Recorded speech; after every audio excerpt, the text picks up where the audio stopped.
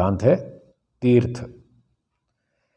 जितने विद्याभ्यास, सुविचार, ईश्वरोपासना, धर्मानुष्ठान, सत्य का संग, ब्रह्मचर्य, जितेंद्रियता आदि उत्तम कर्म हैं, वे सब तीर्थ कहते हैं, क्योंकि इन करके जीव दुख सागर से तर जा सकते हैं। तो ये भी बड़ा महत्वपूर्ण सिद्धांत है समझने का। तीर्थ, प्रायः लोग उन स्थानों को तीर्थ मानते हैं जहाँ बड़े बड़े मेले लगते हैं, नदियों के किनारे पर संगम होता है, बहुत से बड़े बड़े पंडाल लगते हैं, सत्संग भी होते हैं, मेले भी लगते हैं। जैसे हरिद्वार है, काशी है, बनारस है, इलाहाबाद है, उज्जैन है, नासिक है, मथुरा है, इनको लोग तीर्थ स्थान मानते हैं। तो ऋषि लोग कहते हैं हम इनको तीर्थ नहीं मानते। क्यों नहीं मानते? क्योंकि ऐसे स्थानों पर जाने से व्यक्ति दुखों से पार नहीं होता। तीर्थ का मतलब है जो दुखों से तरा दे, जहाँ जिस साधन की सहायता से व्यक्ति दुखों से तर जाए, पार हो जाए, उसको तीर्थ कहते हैं। अब ये काशी बनारस जाने से, हरिद्वार जाने से कोई दुख से पार थोड़ी होते हैं। तो भ्रांति है लोगों की। कुछ पुराणों के आधार पर लोगों ने ऐसा प्रचलित कर दिया कि हरिद्वार में जाओ, गंगा जी में स्नान करो, सारे पाप धुल जाते हैं, व्यक्ति का मोक्ष हो जाता है, व्यक्ति पार दुखों से पार हो जाता है, तर जाता है, इसलिए इसको तीर्थ स्थान के नाम से घोषित कर दिया, जबकि ये तीर्थ स्थान नहीं है। एक दिन एक पंडित जी सुना रहे थे कि हरिद्वार में जो लोग जाते हैं स्नान करने, वो क्या सोच कर जाते हैं? ये सोच कर जाते हैं कि वहाँ पर स्नान करेंगे हमारे सारे पाप धुल जाएंगे। अब धुल जाएंगे तो नदी में फिर आगे बहते चले जाएंगे, हमारे से तो धुल ही जाएंगे। अब इतने में क्या हुआ, एक व्यक्ति घाट पे स्नान कर रहा था और पानी इधर से आ रहा था नदी का, और कुछ लोग पिछले घाट पे भी स्नान कर रहे थे। तो किसी ने कहा भाई वो जो पिछले घाट पे स्नान कर रहे हैं उनके पाप पानी में आते हैं, बहते हुए आ रहे हैं, और तुम यहाँ स्नान करोगे तो उनके पाप तुम्हें चिपट गए तो आपको तो लेने के देने पड़ जाएंगे, उल्टा काम बिगड़ जाएगा, नुकसान हो जाएगा। आए तो थे पाप धुलवाने, उल्टा दूसरे के चिपक गए। तो ये तो खैर मजाक की बात थी समझाने की दृष्टि से। ना तो नहाने से कोई हमारे पाप नदी में चले जाने वाले हैं और ना कोई पाप हमको चिपटने वाले हैं। दोनों बातें ऐसे काल्पनिक हैं समझाने के लिए।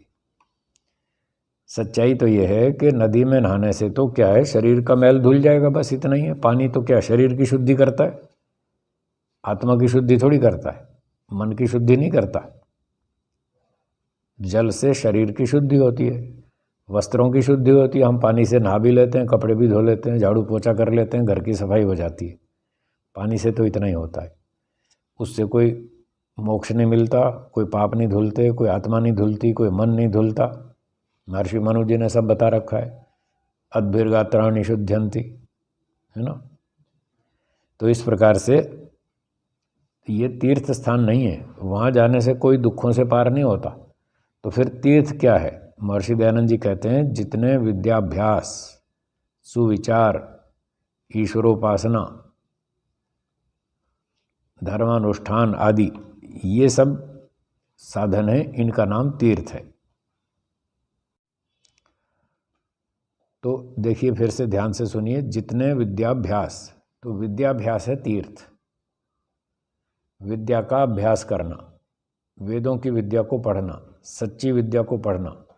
जो व्यक्ति विद्या को पढ़ता है वो दुखों से पार होता है, और जो विद्या को नहीं पढ़ता, अविद्वान है, मूर्ख है, अनपढ़ है, वो बेचारा दुखी होता रहता है। उसको समझ नहीं आती मैं ये काम कैसे करूं, उसको काम नहीं करना आता, टेक्निक नहीं है उसके पास, वो बैठा रहता है, मुंह देखता रहता है कि कोई आएगा तो मेरा काम करेगा, बेचारा दुखी रहता है।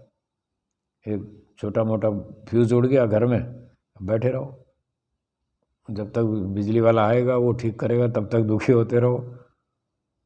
तो अगर उसने थोड़ी विद्या पढ़ी होती और इतना छोटा मोटा काम सीख लेता तो फ्यूज़ उड़ गया तो घर में अपना स्वयं ठीक कर लेगा। तो ऐसे बहुत सारे काम होते हैं जो व्यक्ति विद्या पढ़ करके छोटे मोटे काम खुद भी कर लेता है। हाँ, बड़ा फॉल्ट हो तो ठीक है, फिर स्पेशलिस्ट को बुलाना पड़ता है, टेक्नीशियन को, वो अलग बात है। तो जो व्यक्ति विद्या पढ़ता है और कई प्रकार की विद्याएं पढ़ता है, सीखता है, तो उसकी बुद्धि का विकास होता है। और बुद्धि का विकास इसलिए होता है कि हम उन दुखों से पार हो जाएं। जिसकी बुद्धि ज़्यादा विकसित होती है, पढ़ा लिखा है, समझदार है, तो वो हर काम को बुद्धिमत्ता से आसानी से कर लेता है और इतने अच्छे ढंग से करता है कि कोई काम बिगड़ता नहीं और ठीक समय पर हो जाता है। देर भी नहीं लगती और काम बिगड़ता भी नहीं, अच्छी क्वालिटी का, और सही समय पर कर लेता है, वो सुखी रहता है। इसलिए विद्या का अभ्यास करना चाहिए। ये तो मैंने मोटी लौकिक बात बताई। और विद्या से दूसरा अर्थ है आध्यात्मिक विद्या, जो आत्मा को जानता है, परमात्मा को जानता है, संसार को जानता है, ये कितना सुख देने वाला है, कितना दुख देने वाला है। इस प्रकार से जो आध्यात्मिक विद्याओं को जानता है, कर्मफल को जानता है, पुनर्जन्म को जानता है, बंधन और मुक्ति की बातें जानता है, इस तरह के विद्याओं का अभ्यास करके वो फिर ठीक काम करता है, वो बुरे काम नहीं करता। उसको विद्या पढ़ने से ये समझ में आ गया कि मैं घोटाला करूँगा तो ईश्वर छोड़ेगा नहीं, वो दंड देगा, तो मुझे बुरा काम नहीं करना है क्योंकि मैं दंड भोगना नहीं चाहता। तो जब व्यक्ति विद्या पढ़कर ये समझेगा कि ईश्वर है, न्यायकारी है, वो देखता है, कर्मों का फल देता है, जब इतना समझेगा तभी तो वो गलतियों से बचेगा और गलत काम नहीं करेगा। जब गलत काम नहीं करेगा तो दुख से पार हो गया। इस प्रकार से विद्याभ्यास हमें दुखों से पार लगाता है। तो ये दुखों से जो पार लगाता है वही तीर्थ है, ये ऋषियों की परिभाषा है। तो जितने भी ये सारे अच्छे अच्छे काम हैं जो हमें दुखों से पार लगाते हैं, वे सब के सब तीर्थ कहलाते हैं। बाकी इन नदियों का नाम और नदी वाले जो स्थान हैं, प्रसिद्ध स्थान, उनका नाम तीर्थ नहीं है। तो विद्याभ्यास हो गया। इसके बाद है सुविचार। तो हम सारा दिन विचार करते रहते हैं, खाली नहीं बैठते, कुछ ना कुछ सोचते ही रहते हैं। अब आत्मा चेतन तत्व है, उसकी आदत है कुछ ना कुछ काम करने की। सो जाए तो अलग बात है, सो गया तो ठीक है, विश्राम कर लिया, और जैसे ही नींद खुलेगी विचार शुरू। सुबह से उठते ही विचार शुरू हो जाते हैं मन में और पूरा दिन चलते हैं, रात को सोने तक चलते रहते हैं सारे दिन विचार। तो हमको ये देखना है सारा दिन अपने मन में कि जो हम विचार उठा रहे हैं ये अच्छे हैं या बुरे, इसको चेक करना है। अगर हम बुरे विचार उठा रहे हैं तो उनको बंद करना, हटाओ इनको, ये गलत विचार है, ये नहीं करना, ये हानिकारक है। तो ऐसे अपने ही विचारों का स्वयं विरोध करना, स्वयं विरोध करके कि ये विचार गलत है, मैं ऐसा गलत नहीं सोचूंगा वरना ईश्वर दंड देगा, तो उसको ब्रेक लगानी है और उसकी जगह सुविचार, अच्छा विचार करना है कि मैं सत्य बोलूँगा, यम नियम का पालन करूँगा, अहिंसा का पालन करूँगा, दूसरों को सुख दूँगा, दूसरों की सहायता करूँगा, न्याय से व्यवहार करूँगा, साफ़ सुथरा रहूँगा, अपना सामान सुरक्षित रखूँगा, जितना मुझे साधन मिल जाएगा उतने में प्रसन्न रहूँगा, कुछ दुख भी आएंगे तो चिंता नहीं है, उसको भी सहन करूँगा। सहन करना, तपस्या करना, ये धर्म का लक्षण है। तो इस प्रकार से व्यक्ति अच्छे अच्छे विचार करता है तो उसका मन शुद्ध रहता है, शांत रहता है, प्रसन्न रहता है और वो अच्छे काम करता है। उन अच्छे कामों के करते समय भी उसको सुख मिलता है, शांति मिलती है, आनंद आता है, और बाद में वो जब काम पूरा हो जाता है उसके बाद भी उसको अच्छा लगता है, मैंने अच्छा काम किया, दूसरों की सेवा की, प्राणियों की रक्षा की, वेदों का अध्ययन किया, किसी को अच्छी सलाह दी। इस प्रकार से व्यक्ति अच्छे काम करते समय पहले भी, बीच में भी और अंत में भी वो सुख का अनुभव करता है, शांति, आनंद, निर्भयता, इस प्रकार की अनुभूतियाँ उसको होती हैं। तो ये सब दुखों से पार लगाने वाला कार्यक्रम है सुविचार। इसलिए महर्षि दयानंद जी कहते हैं सुविचार करो, ये तीर्थ है। फिर है ईश्वर उपासना। ईश्वर की उपासना करनी चाहिए। सुबह शाम बैठ के ईश्वर का ध्यान करें। ये तीर्थ है। ध्यान करने से, उपासना करने से व्यक्ति की चिंताएं, दुख, तनाव, टेंशन सब दूर हो जाते हैं।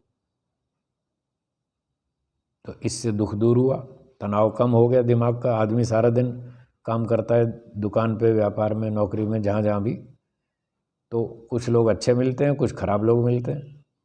जो अच्छे लोग मिलते हैं वो अच्छा व्यवहार करते हैं, जो खराब लोग मिलते हैं वो दुख देते हैं, अन्याय करते हैं और कुछ ना कुछ धमकी देते हैं, परेशान करते हैं। तो उनके कारण से व्यक्ति के मन बुद्धि में तनाव हो जाता है। तो वो तनाव से वो परेशान होता है और उससे शारीरिक नुकसान भी होते हैं तनाव से। तो अब इस तनाव को दूर कैसे करें, उसका उपाय है ईश्वर की उपासना करना। तो महर्षि जी कहते हैं ये तीर्थ है। सुबह शाम बैठकर ईश्वर का ध्यान करें, ईश्वर की उपासना करें। उपासनम, पास में बैठना, इसको उपासना कहते हैं। तो ईश्वर के पास बैठो, ये ईश्वर की उपासना है। ईश्वर के पास बैठे। कहाँ रहता है ईश्वर? सब जगह।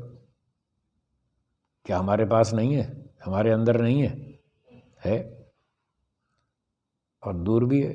दिल्ली में है, पंजाब में, हरियाणा में, राजस्थान में, यूपी, बनारस, सब जगह है। हमारे अंदर भी है, पास में तो है ही।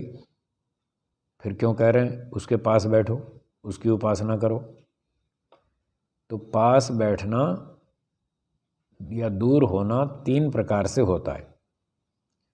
दूरी और निकटता 3 प्रकार की है। एक है स्थान की दूरी, जैसे दिल्ली से बम्बई 1400 किलोमीटर दूर है, रेल मार्ग से जाएं तो 1400 किलोमीटर दूर है, ये स्थान की दूरी है। ठीक है। दूसरी है समय की दूरी। आज के दिन से हम भूतकाल में गिनती करें तो महर्षि दयानंद सरस्वती जी लगभग 125-150 वर्ष पहले थे। ठीक है। और श्री कृष्ण जी महाराज 5000 साल पहले थे। ये समय की दूरी है। आज से लेकर भूतकाल में पीछे गिनती करें तो ये समय की दूरी है, इतने वर्ष दूर थे वो हमसे। और तीसरी होती है ज्ञान की दूरी। वस्तु वैसे स्थान की दृष्टि से तो हमारे पास है और इसी समय है, पर हमें ज्ञान नहीं है। ये जो दूरी है ये ज्ञान की दूरी है। एक व्यक्ति ने अपना चश्मा सर पे ऐसे लगा लिया, अब वो उसको ज़रूरत पड़ी चश्मे की, वो ढूंढ रहा है, चश्मा नहीं मिल रहा है। कहाँ है चश्मा? चश्मा नहीं मिल रहा। इधर उधर सारा ढूंढ लिया, फिर वो कहता जी चश्मा नहीं मिल रहा। अरे चश्मा तो उसके पास ही है, पास में है ना। तो स्थान की दूरी दूर कहाँ है? स्थान की दृष्टि से उसके पास ही है, और समय की दृष्टि से भी पास में। इसी समय चश्मा, इसी समय वो है। कुछ 200 साल पुरानी बात थोड़ी है, अभी की बात है। चश्मा इसी समय उसके पास है, पर उसे ज्ञान नहीं है, भूल गया बेचारा। चश्मा यहाँ सर पे लगा के भूल गया कि चश्मा नहीं मिल रहा। फिर सामने वाले से पूछा, भाई तुमने मेरा चश्मा देखा? वो कहता हाँ बिल्कुल देखा। अच्छा देखा, कहाँ है? बोला आपके सर पे। अच्छा मेरे सर पे? फिर उसने हाथ डाला सर पे तो बोले अरे हाँ चश्मा तो यहीं पर ही है। चश्मा तो मेरे पास ही है, मुझे पता ही नहीं था। तो ये जो चश्मे की दूरी थी यहाँ लगा करके वो ढूंढता रहा, ये ज्ञान की दूरी है। उसको ज्ञान नहीं रहा कि चश्मा मेरे पास ही है, और वो इधर उधर फालतू ढूंढता रहा। तो ईश्वर के साथ भी हमारी न तो स्थान की दूरी है कि हम दिल्ली में रहते हैं और वो बम्बई में रहता है ईश्वर, ऐसा नहीं। जहाँ हम रहते हैं वहीं ईश्वर रहता है, बिल्कुल पास में। स्थान की दृष्टि से ईश्वर हमसे दूर नहीं है और समय की दृष्टि से भी दूर नहीं है। इसी समय हम हैं और इसी समय ईश्वर भी है, दोनों एक ही समय में एक साथ हैं, विद्यमान हैं, उपस्थित हैं। बस तीसरी वाली दिक्कत है, ज्ञान की दूरी है। ज्ञान नहीं है हमको। जैसे चश्मा यहाँ लगा के ढूंढते रहते हैं चश्मा कहाँ है, ऐसे ही ईश्वर हमारे अंदर है और हम बाहर ढूंढते रहते हैं। कोई हरिद्वार भाग रहा है, कोई मथुरा जा रहा है, कोई काशी जा रहा है, कोई बनारस जा रहा है। उससे पूछते हैं भाई कहाँ जा रहे हो? कि भगवान का दर्शन करना है। ये कहाँ है भगवान? ये हरिद्वार में। वो हरिद्वार जा रहा है भगवान का दर्शन करने। फिर जब हरिद्वार में घूम लिया सारा, मंदिर वंदिर चक्कर मार लिए, भगवान तो मिला नहीं। अब वो बेचारा बैरंग वापस खाली हाथ जा रहा है अपने घर। अच्छा, एक बार हरिद्वार में देखा कि खूब रेल में सवारियां भर रही थी। उनसे पूछा, भाई कहाँ जा रहे हो? बोले मथुरा जा रहे हैं। बोले क्यों जा रहे हैं? भगवान का दर्शन करने। अच्छा, भगवान कहाँ रहते हैं? बोले मथुरा में। फिर मथुरा पहुँचे तो वहाँ देखा, वहाँ भी लोग रेल में भर रहे हैं खूब। उनसे पूछा, भाई आप कहाँ जा रहे हैं? बोले हम हरिद्वार जा रहे हैं। क्यों जा रहे हैं? भगवान का दर्शन करने। मथुरा वाले हरिद्वार जा रहे हैं, हरिद्वार वाले मथुरा जा रहे हैं। दोनों का उत्तर एक ही है, भगवान का दर्शन करने। मथुरा वालों को मथुरा में नहीं मिला, इसलिए वो हरिद्वार जा रहे हैं। हरिद्वार वालों को हरिद्वार में नहीं मिला, वो मथुरा जा रहे हैं। खामखा इधर उधर धक्का खा रहे हैं। भगवान तो हमारे पास ही है, जानते नहीं, इसलिए भटक रहे हैं।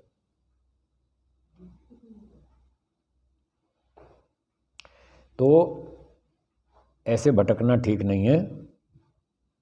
ईश्वर हमारे पास है, हमें ज्ञान नहीं है, उस ज्ञान को जागृत करें, स्वीकार करें। ईश्वर हमारे पास है और अपने अंदर ही है। आंख बंद करके अपने अंदर ही ईश्वर का ध्यान करें। इस तरह से ईश्वर की उपासना करनी चाहिए। फिर आगे कहते हैं धर्मानुष्ठान। धर्म का अनुष्ठान करना ये दुख से पार लगाने वाला है, ये तीर्थ है। तो ईश्वर उपासना भी तीर्थ है। हमारे सब दुखों को दूर करता है ईश्वर, उसकी उपासना से सब दुख दूर होते हैं, चिंता तनाव आदि, और राग द्वेष काम क्रोध लोभ अविद्या अभिमान आदि सारे दुख दोष दूर हो जाते हैं। ऐसे ही धर्म का अनुष्ठान है।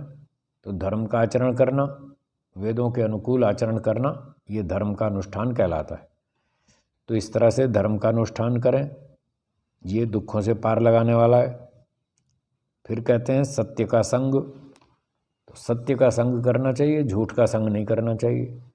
जो सच्ची बात मिले वो सीखो, उसको धारण करो। सच्चे लोगों का संग करो, खराब लोगों से बचो, उनसे दूर रहो। और खराब पुस्तकों से दूर रहो, गंदी बातों से दूर रहो, गंदी बातें नहीं करनी, गंदे लोगों के साथ नहीं बैठना, साफ सफाई से रहना, सच्चाई से रहना, अच्छे लोगों के साथ अच्छी बातें करना, सही बातें बोलना, सही बातें सुनना। तो ये सत्य का संग कहलाता है। सच्चाई को धारण करने से व्यक्ति दुख से पार होता है।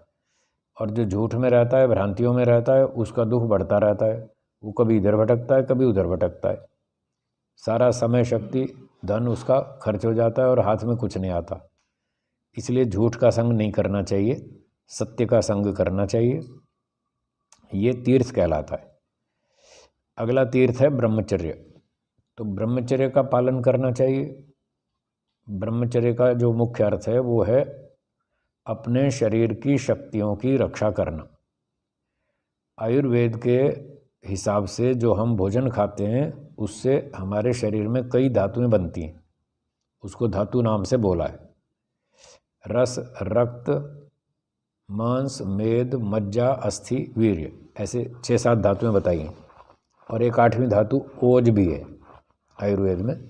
तो ये 7-8 धातुएं जो बनती हैं खाए पिए भोजन से, इन धातुओं को शरीर में सुरक्षित रखना, इनकी रक्षा करना, इसको ब्रह्मचर्य कहते हैं।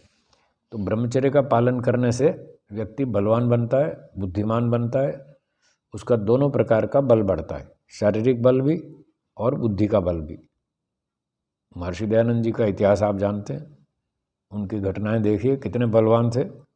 कई बार पहलवान लोग भी आए उनसे टक्कर लेने, सबको पछाड़ दिया अपने ढंग से। अखाड़े में कुश्ती नहीं लड़ी, पर दूसरे ढंग से उनको समझा दिया कि मैं अनाड़ी नहीं हूँ, कोई दुर्बल व्यक्ति नहीं हूँ, ज़रा सावधान रहो। तो शारीरिक बल भी खूब था और बुद्धि का बल तो आप देख ही सकते हैं। सत्यार्थ प्रकाश देखो, कैसा तर्क प्रमाण से युक्त ग्रंथ लिखा है, लोग आश्चर्य करते हैं। इतना विचित्र तर्क, इतनी विचित्र बुद्धि, ये सब ब्रह्मचर्य के पालन का फल है। इसलिए ब्रह्मचर्य हमें दुखों से पार लगाता है। जो ब्रह्मचर्य का पालन करता है वो स्वस्थ रहता है, सुखी रहता है, मस्त रहता है, प्रसन्न रहता है, दीर्घायु होता है, बलवान होता है, बुद्धिमान होता है। ये सारे दुखों से पार लगाने वाली वस्तु है ब्रह्मचर्य, इसलिए इसको तीर्थ कहते हैं। जितेंद्रियता आदि उत्तम कर्म है, और ऐसे ही जितेंद्रियता, इंद्रियों को जीत के रखना, मन के गुलाम नहीं होना, इंद्रियों के गुलाम नहीं होना। आज ये बड़ी समस्या है, जिसको देखो सब कहते साहब मेरा मन नहीं मानता, मेरा मन नहीं मानता। ये मन के गुलाम बने बैठे। अब मन जो कहता है वो करते जा रहे हैं।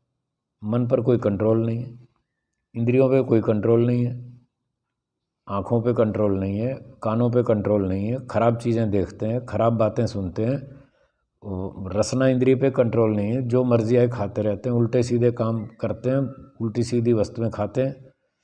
अब एक व्यक्ति को थोड़ा बड़ी उम्र का था और डायबिटीज़ हो गई, तो डॉक्टर साहब ने मना कर दिया कि भाई मीठा नहीं खाना अब, नहीं तो आपको और नुकसान होगा। अब फिर भी वो छुप छुप के खा लेता है, पत्नी से छुप छुप के खा लेता है। कभी पत्नी देखेगी तो डांट मारेगी कि तुम्हें डॉक्टर साहब ने मना कर रखा है, फिर तुम मीठा खाते हो। एक को ब्लड प्रेशर बढ़ गया तो डॉक्टर साहब ने मना कर दिया, भाई ये ज़रा नमक मसाला कम खाना, ये आपका बीपी और बढ़ा देगा, फिर दिक्कत होगी। तो पर उसको आदत पड़ी थी चाट पकौड़ी चटपटी खाने की, फिर उसने खा ली तो बीपी बढ़ गया तो फिर परेशानी हुई, गया डॉक्टर साहब के पास। हाँ क्या हुआ? साहब ज़रा तकलीफ़ हो रही है, आप देखिए ना, चेक कीजिए ना। तो डॉक्टर साहब ने देखा बीपी तो खूब बढ़ा हुआ है। तो उनको डाउट हुआ, उन्होंने पूछा तुमने मिर्ची मसाला नमक खाया था तेज़? बोले हाँ साहब खाया था। क्यों खाया था जब तुम्हें मना किया था? तो अब देखो उसका उत्तर। वो कहता है साहब क्या करूं, मेरी ज़बान बहुत चटोरी है, ये मानती नहीं। इंद्रियों पे कोई कंट्रोल नहीं है, डॉक्टर ने मना किया उसके बाद भी कंट्रोल नहीं करते लोग, फिर रोगी होते हैं, दुखी होते हैं, परेशान होते हैं, नुकसान उठाते हैं। तो जितेंद्रियता, इंद्रियों को जीतना, मन को जीतना, ये हमें दुखों से पार लगाने वाला है। यदि हम ये नहीं करेंगे फिर दुखी रहेंगे, रोगी होते रहेंगे। तो महर्षि जी कहते हैं ये सारे उत्तम कर्म हैं, ये सब तीर्थ कहते हैं, क्योंकि इन करके जीव दुख सागर से तर जा सकते हैं। इन करके, वही करके, इनके द्वारा, क्योंकि इनके द्वारा जीवात्मा लोग सब दुख सागर से पार हो जाते हैं, इसलिए दुखों से तराने वाले होने के कारण ये तीर्थ कहलाते हैं। तो समय समाप्त होता है, विराम देंगे, एक बार ओम का उच्चारण करेंगे।